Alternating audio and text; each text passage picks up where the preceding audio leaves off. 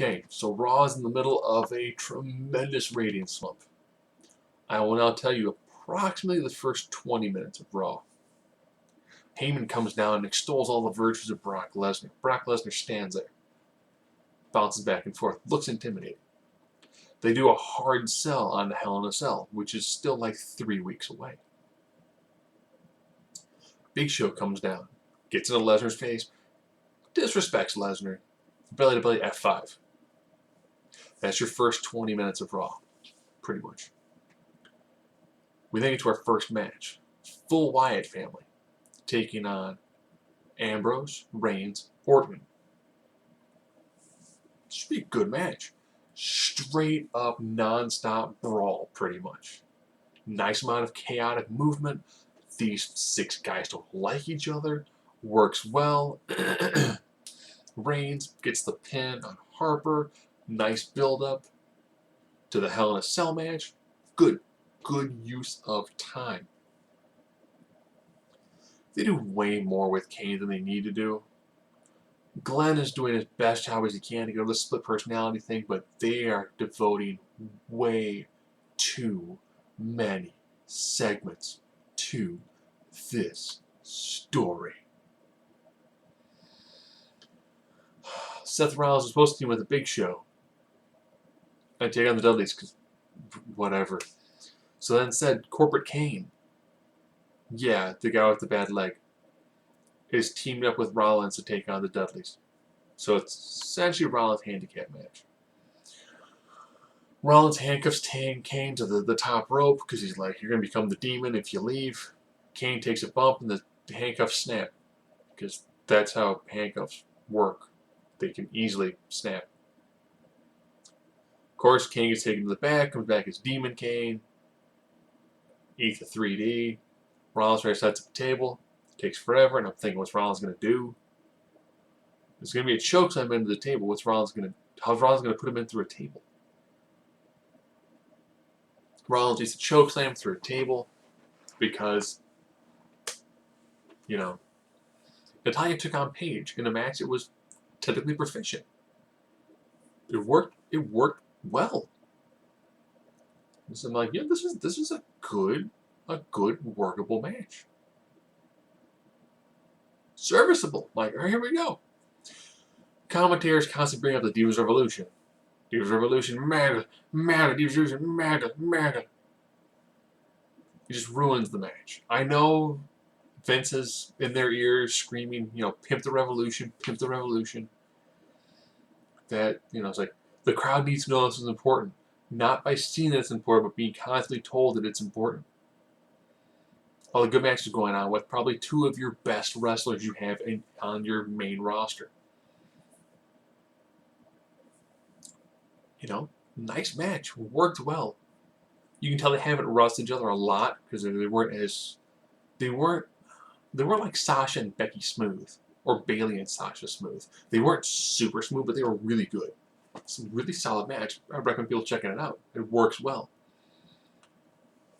Not the only Diva segment. We got a total of 3. Charlotte was in the back with her accessory, Becky, talking with Renee Young about the match she's got at Hell in a Cell against Nikki. Not a bad promo. Worked well enough. Team Bad. Did I mention they're in Boston? So crowd stupid hot for Sasha Banks as Team Bad took on Team Bella. If you saw SmackDown last week, this was pretty much the exact same match. Which is why you don't need to constantly watch both shows. Banks hits the bank statement on Fox. Good match, worked well. Crowd was hot for Sasha the whole time, and the Bellas worked heel. It's weird.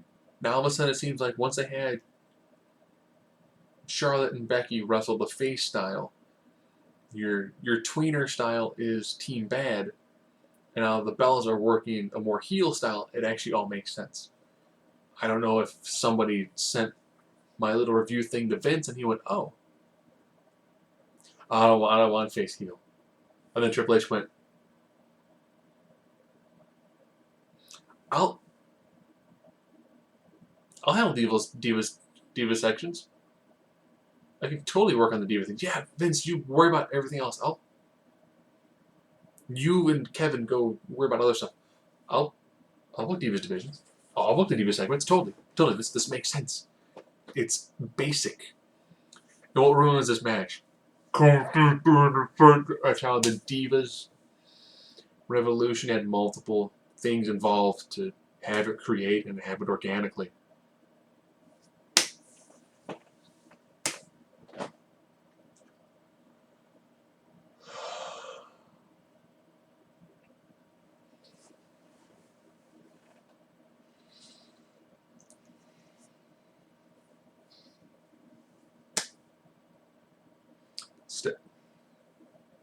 Stephanie brought in 3 women and made 3 groups. That is not organic. That is as manufactured as you can get. Someone read the title of a Ring of Honor pay-per-view and saw trios. What does trios mean? It's groups of 3. What if we did 3 groups of 3? Well, there we go. And we'll need to brand it something. Divas something. Revolution's a good word. Divas Revolution. But the match itself was actually good. I think they need to either bring in different commentators, or for some matches, just have the commentary team leave and just put New Day on the mic. And let New Day do commentary throughout the match. I think New Day should be the official announced team for Team Bad. If Team Bad is doing the match, I think New Day needs to be the one doing commentary. Period. Sheamus had a match with Neville, but Barrett was doing commentary because they're all from the same local area. Distracts Neville. Neville eats a brogue kick. 1, 2, 3.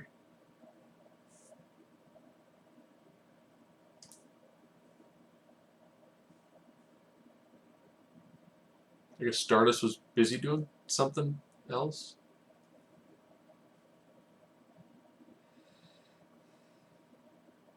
Cesaro didn't have a match. Summer Rae had a really touching video montage that she's wanted to do for Ruru. And then proposed to Ruru, who said yes, but not yet. He needs to get gold first to prove that he is worthy of the love of Hot Summer. Hey, Rusev is doing the best he can with this storyline. I give him props. I give him mad props.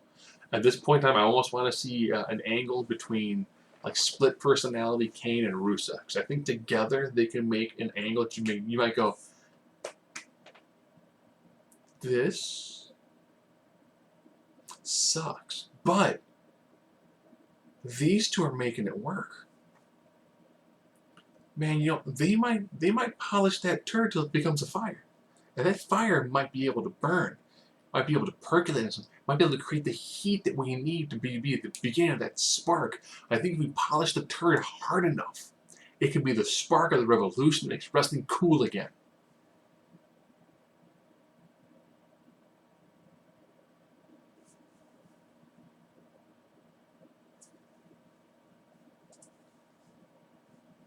I don't think wrestling is going to be cool again. Sorry. I watched Raw with a buddy of mine, and we've been watching this almost, I think, man. I was in college, and I was like 12 years old. So we're getting pretty close to maybe like 13, 14 years of getting together and watching like Raw. We now watch 3 hours of Raw, starting at about 8:40, 8:45-ish. Raw starts at 7. We were 2 minutes away from being live. That's how much of Raw is absolute crap and filler. Yes, you complain about how hard it is to produce 3 hours of television. You make it about an hour and a half. Seriously. Something needs to change drastically. Well, leaving out any matches or segments, how does it feel like I am? So much filler.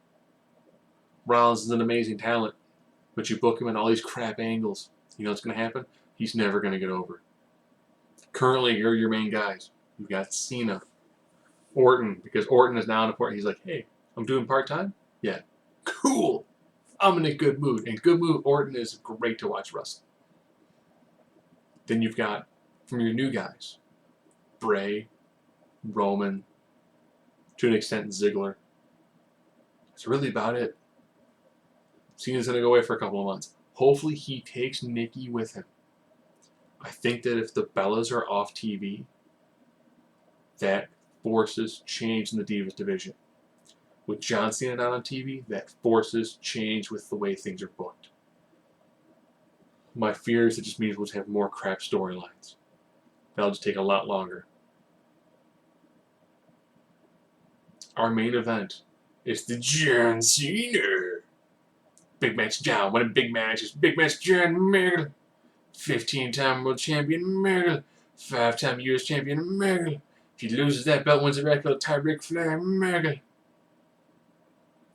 So take on Dolph Ziggler, who got jumped by the New Day. So who are they feeding John this week? Big E. Big E's been so well protected.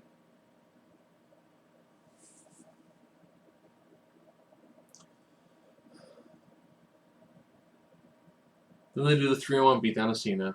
And then injured Dolph Ziggler comes down. And they do the beatdown on Ziggler. And then John pops up because John skipped selling when it came to wrestling school. And then a random super kick takes out Cena. But then Team 3D come down and they get all laid out. So New Day stands triumphant.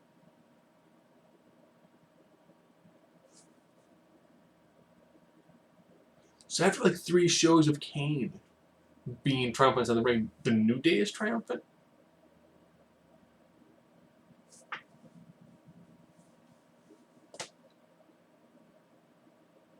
Yay?